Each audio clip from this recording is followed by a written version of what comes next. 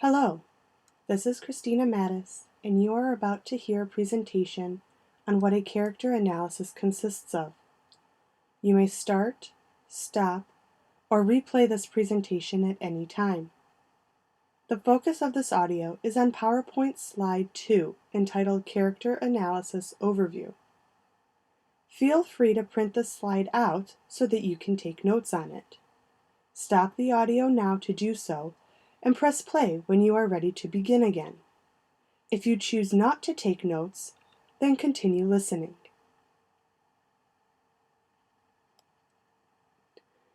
There are three concepts to remember when writing a character analysis paper. First, you should identify the type of character you have chosen to write about.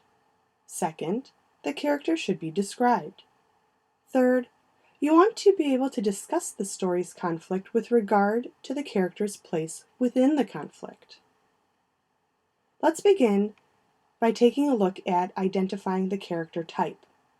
There are 10 ways to do so. Your chosen character could be a protagonist, antagonist, major, minor, dynamic, static, stereotypical, foil, round, or flat. Sometimes it is possible for your character to represent more than one identity. This will become more clear as I discuss each identity with a little more depth. The protagonist is a main character around whom most of the work revolves. Luke Skywalker is an example of a protagonist. The antagonist is a person who the protagonist is against. Oftentimes, the antagonist is a villainous person, but could also be a force of nature, a set of circumstances, or an animal. Keep this in mind when we discuss the conflict in relation to a character. Darth Vader is an example of an antagonist for Luke Skywalker. A major character is a main character who dominates the story. The protagonist is automatically considered a major character, but there may be one or two other characters who also play large, major roles in the story. Major characters, such as Leia Organa and Han Solo, are examples. Major characters may also be dynamic characters. Dynamic characters change throughout the story. The change may be either good or bad. Minor characters help tell the major character's story by interacting with the major characters.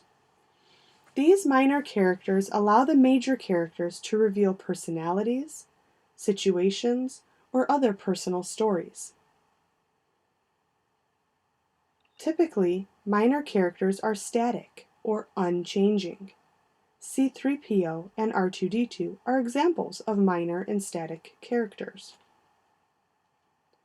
Stereotypical characters play the stereotypical role in reference to their title, job, appearance, gender, or something else.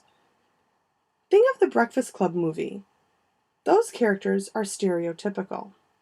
The jock, the cheerleader, the nerd, the outcast, the rebel. C-3PO is an example of a stereotypical absent-minded professor because he is a programmed robot who behaves as a know-it-all without the ability to sense others' annoyances toward him or his knowledge. A character who plays a foil is someone who contrasts a major character. For instance, Han Solo plays a comic relief to Luke Skywalker's seriousness. Round characters are three-dimensional in that they have more than one facet to their personality. For instance, a round character may know how to work hard during the week, but also know how to play during the weekend. Han Solo may be considered a round character because he is a serious pilot who still knows how to joke around. Lastly, a flat character is viewed from only one perspective and has one type of personality. Chewbacca, R2-D2, and C-3PO are examples of flat characters. Sometimes, flat characters could also be considered static characters. Now that we have reviewed how a character can be identified, let's move on to looking at how you can describe a character. First, you want to consider the character's name and appearance. Is there a special meaning behind the name? How is the character's physical appearance described? Second, think about if the character is dynamic or static. If the character is dynamic, does the change occur slowly, subtly, obviously? What is the motivation behind the change? Was the change encouraged by someone else? How does the character deal with the change? How do others approach the character pre, during, and post the change? Even though static characters do not change, they still may impact the overall storyline, so do not dismiss them too quickly. Third, how is the character disclosed, either by the author or other characters? Think of the STAR acronym, S-T-A-R. What and how does the character say, think, act, and react? How do others view or think of the character? So far, we have reviewed how to identify the character and how to describe the character. So let's move on to looking at the character in relation to the conflict of the story. There are two forms of conflict, external and internal. An external conflict consists of self versus other, such as the protagonist versus the antagonist. Other external conflicts are self versus nature, self versus animal, self versus fate or destiny, self versus society when the self has to battle societal norms, and self versus technology or machine. The internal conflict is when self versus self, such as during an ethical dilemma. If you notice, these 7 forms of conflict could be considered the antagonist in the story.